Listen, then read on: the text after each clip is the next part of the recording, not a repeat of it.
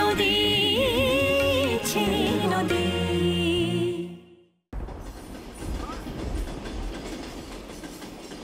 Doctor ছোট, তুমি তো এক্ষুনি বললে যে আমার বাবির কাছে যেন কোনো বাইরের লোক না যায়, তাহলে মেঘলার কথা হঠাৎ করে বললে কেন? নিজের বোন আর তার হাজবেন্ড যে বাইরের লোক হয় এটা আগে জানতাম না তো। শ্রীপুরের সবাই জানে ডাক্তার জেঠু যে মেঘলা আমাদের কেউ হয় না।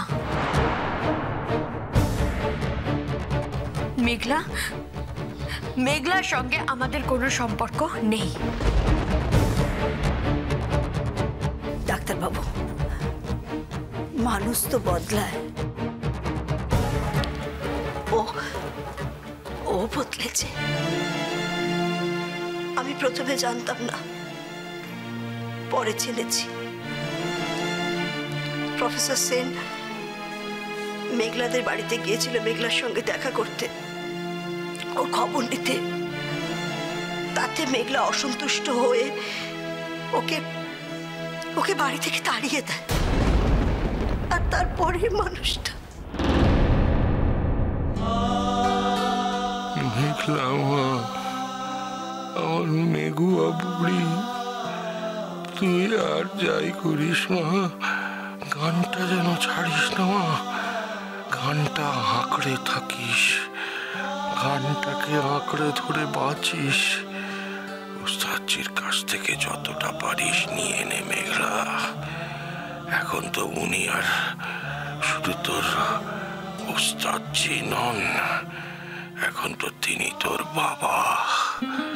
মেঘলা, একজন বাবার মেয়েকে অদেয় কিছুই থাকে না মা, ওরও নেই। তুই তোর বাবার কাছ থেকে সবটা নিয়ে নে মা, সবটা নিয়ে নে।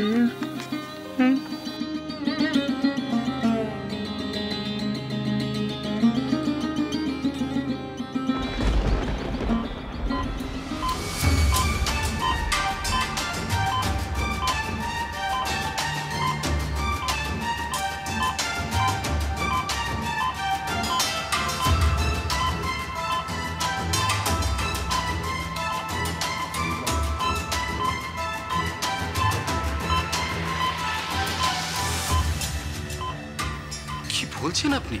হ্যাঁ ডাক্তারবাবু, কি আর বলবো বলুন।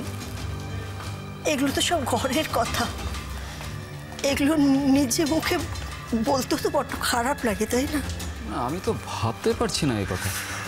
আসলে প্রফেসর সেনের সঙ্গে মেঘলার যেরকম বন্ডিং ছিল তাতে তো